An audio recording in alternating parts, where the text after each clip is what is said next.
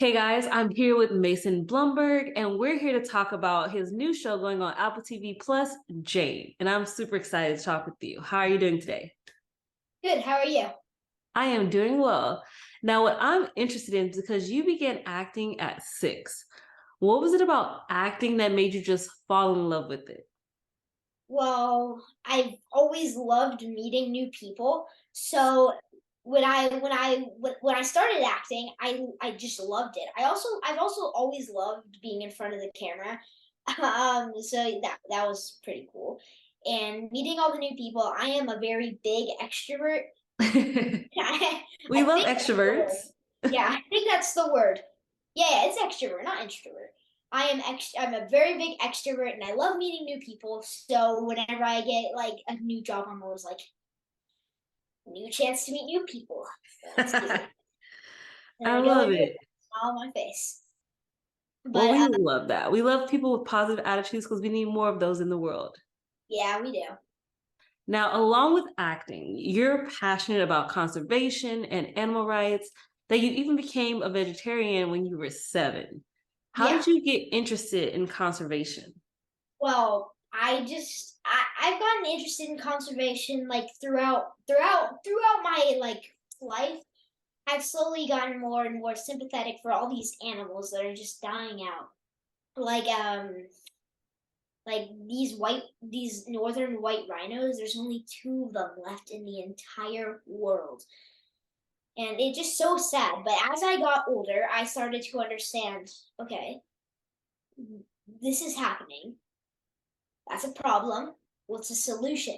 And the solution I realized is people need to start pitching in and helping. Like anything you do can really help. Like completely. Picking up trash helps a lot. Not littering helps a lot.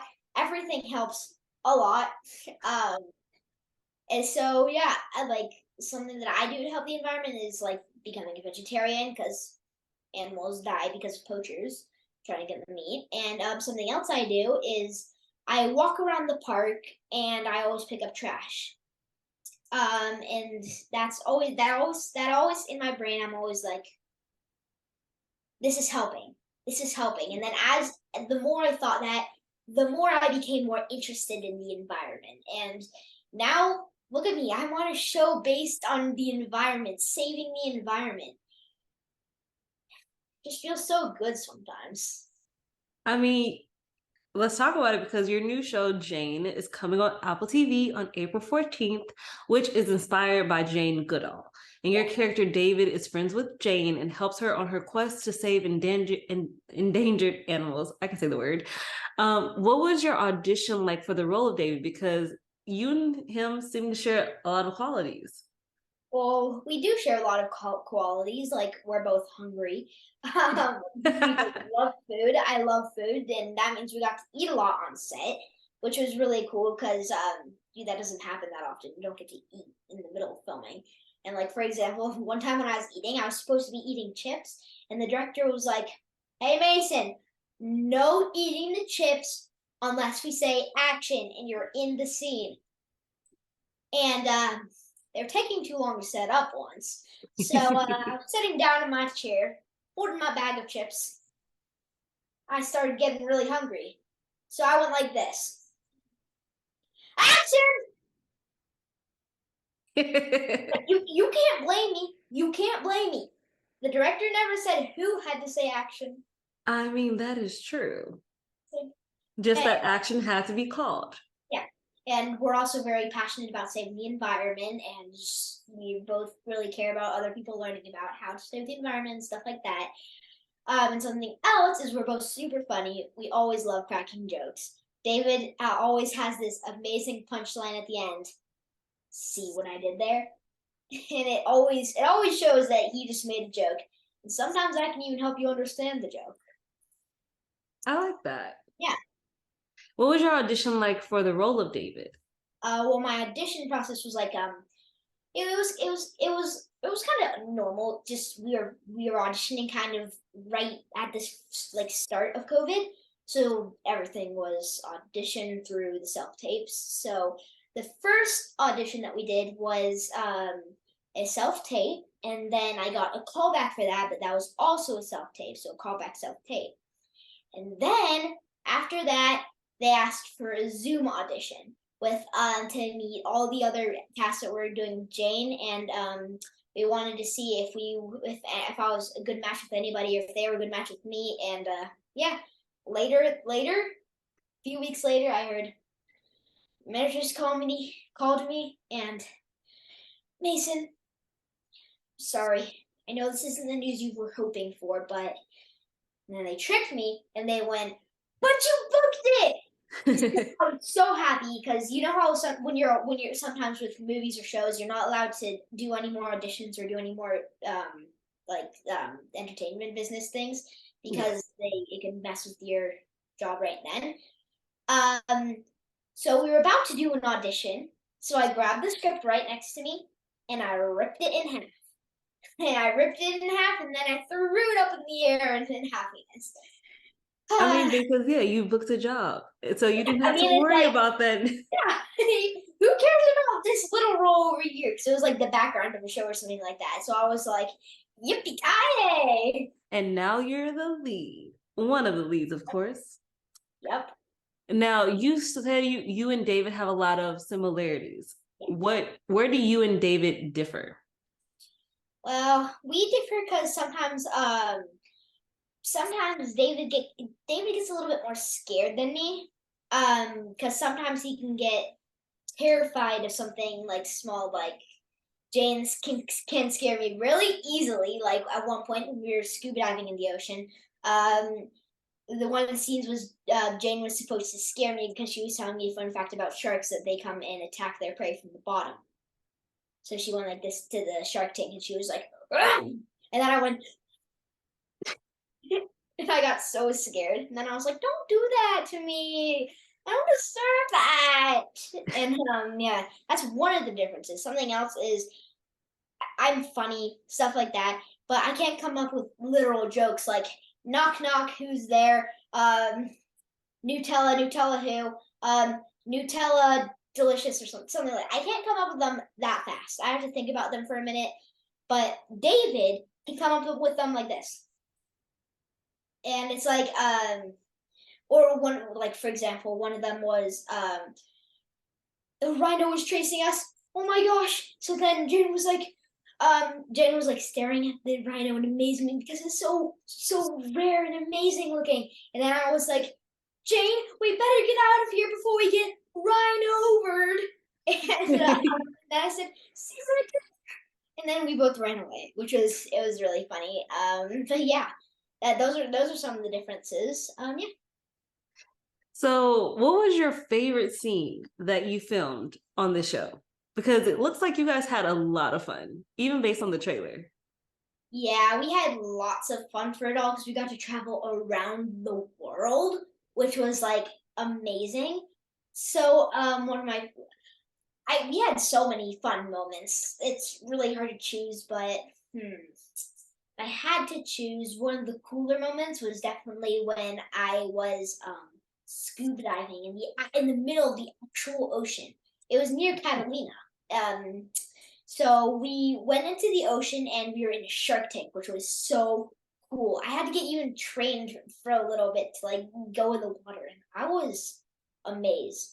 We saw these jellyfish that were always floating by, and we saw this really cool fish called the sunfish or mola mola, and it's huge. It's like a flatfish almost, like this wide, and then it kind of like swims like in a weird position. But it eats jellyfish. And the captain said it was rare for jellyfish for mola molas to eat jellyfish, or to see them eat really.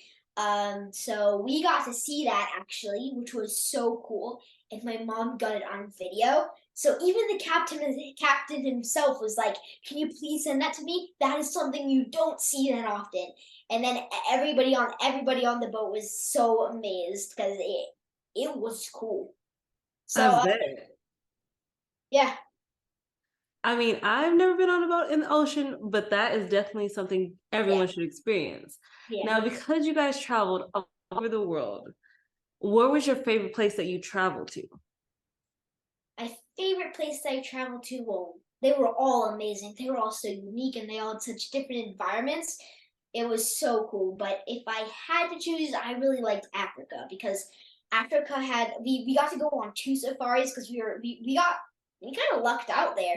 But on the 2 safaris we saw tons of animals like lions, tigers, zebras, Oh monkeys, my. even cute, and giraffes and rhinos, so much more, and it was amazing. The lions that we saw were actually eating a zebra. It was gross, but it's something you don't see every day, so it was kind of cool though. I mean, definitely you don't see that in here, but maybe over You don't there see that that. it just happens. It Now, is. along with Jane, you also have Greybeard. Now, Greybeard is a chimpanzee stuffed animal that comes to life. How was it doing the scenes where Greybeard, the chimpanzee, was brought to life? Because you guys use VFX to do that. Yeah, so for that it was kind of complicated. We had this stuffed animal, and what they did was they would always, if they wanted to make it look realistic instead of like cropping it, and making it like 2 takes, they would like turn the camera away to somebody else who's talking, and they would have the props person Karen, who was amazing, would come in and grab the stuffed animal, and then Jane would pretend like she's holding a CGI'd graveyard. That was really an interesting process to like experience that because we were looking at things that weren't necessarily there. So yeah.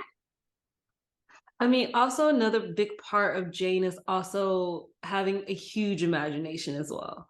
Yeah. Because there are some scenes where there's an avalanche happening, and I'm assuming they did not put you guys where an avalanche would actually be happening. Oh no, they did that. It was so, no, I'm just kidding. Wait, Yeah. No, yeah, we had to imagine a lot for this entire thing. But what can I say? We worked on our imagination. It was amazing. Because imagination's like important. We worked on it, and we actually got quite good at it. Like at one point we could picture the animals that were there, and it was really cool. And we could also we would also just pretend the avalanche was there, and we would act like it was an invisible avalanche and we knew it was there, but it's coming and it's going to destroy us all. Sorry, I'm getting a little dramatic here. no, we But love it. Continue. yeah, it was scary pretending sometimes because if you're pretending, you have to make it realistic. Yeah. So for me and Ava, we both just actually pretended it was real. So anytime these things actually happened, we would be like, "Oh, just," and then we would do whatever the scene is telling us to do, like run away. Uh, even though something was chasing us, just so you know, nothing was actually chasing us except that avalanche that was coming. Ah. Well, I mean, Grant, they had to keep you guys safe, so we were happy to know nothing was truly chasing you. But I think what I'm gonna love about watching the show is it also forces the audience to open their minds more and have a bigger imagination Yeah. when you're talking about animals that a lot of us might not have never heard of who are being endangered. Yeah, like one of those examples is a gharial. If you've ever heard of it, it's like a crocodile, except it has a really long snout and a bulb at the end. It's like I saw it in the trailer, and I've never seen something quite like it. it looks kind of like a crocodile or an alligator, but just with a kind of a skinny and long snout with the bulb at the end. Yeah. And what are you hoping fans will learn or get from watching the show? Well, I hope fans understand that this the environment's important. Without the environment, we wouldn't be able to thrive, and everything in the environment is important. And without some species, we wouldn't be able to survive. Like for example, bees. Bees pollinate plants that we eat, and so if you think about it, even if you think about the food cycle, um, caterpillars eat plants, and then something else comes and eats the caterpillars, and something eats that animal. Then we eat that animal, and so if you eat meat, then technically you're still eating a plant. And if you are a vegetarian like me, then you still have to eat plants. And without like bees, you can't eat the plants because there's none left. And then well, the population will go like this. Yeah, farther, farther Something down. else. Something else is like sharks. Without sharks, the oceans would overpopulate with fish, and all the fish would be too crowded that they would all just die of whatever you call it, where there's all together or something. But yeah, so yeah, every animal is important. That is very true. And one of the foundation's missions of Jane Goodall is only if we understand, we will care. Only if we care, we will help. And only if we help, can they be saved. And you also became an ambassador for the Jane Goodall Institute. And what does it mean for you to be an ambassador for this institute? Well, what it means for me to be an ambassador for this institute means I will be like one of the faces, other than Jane and Greybeard, this guy right here. I'll be one of the faces of the new program called Roots and Shoots, where it's inspiring kids to help do things for the environment, which is a really cool program, actually, just like the Jane Goodall Institute. And as an ambassador, it's my duty to make sure most kids are helping protecting the environment. Oh, you love that. And we definitely need more kids helping because you guys are going to be the future. Very, like, granted, you are the future now.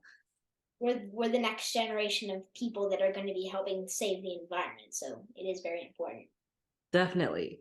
And do you have any other projects, upcoming projects that you have coming out this year that fans can be excited for as much as they're going to be excited for Jane? Well, there is the Furry Fortune, which is kind of like it's about a dog who sheds money, which is really funny. And me and my sister are getting so wealthy that we end up like giving the money away when we stop having it, because it's the lesson of life. Money, I'm gonna make this up. Money, with too much money, you can't buy time. You can't buy time with money, and you can't buy money with time. So then the theme is, if you have lots of money, cool, but it can sometimes lead to bad things, and it will teach that in this movie, and that's a really cool movie too. And I'm also a series regular role of a new cartoon that's going to be coming out, but I'm still recording it. Oh, cool. I'm super excited. And because you're also the voice of young Chip in the Emmy-winning Chippendale Rescue Rangers. How does that feel to be young Chip and be a part of that the generation of people who grew up watching the series and now they have the movie to like reminisce and be nostalgic about? Well, I've always loved the Chippendale series. Like, I watched it. I've always loved it. It's really funny. So when I booked this job, I thought it was so cool, and it just amazed me how good they did on the show. I mean, movie. It's a movie. But they did really good, and I was so happy to be on it, because it's such a cool show. I mean, it's like it's the newer version of the older version, right? Yeah. Yes. So it's cool to be on such an amazing show that's from all most adults' childhoods. Definitely. Well, is there anything else you want to say about Jane before we get out of here? Well, Jane is an awesome series, and I believe that everyone here should be watching it when And it I comes can out. definitely agree with that statement. Don't forget to watch Jane on Apple TV Plus, coming out on April 14th. Thank you so much for joining me. You're welcome. Bye.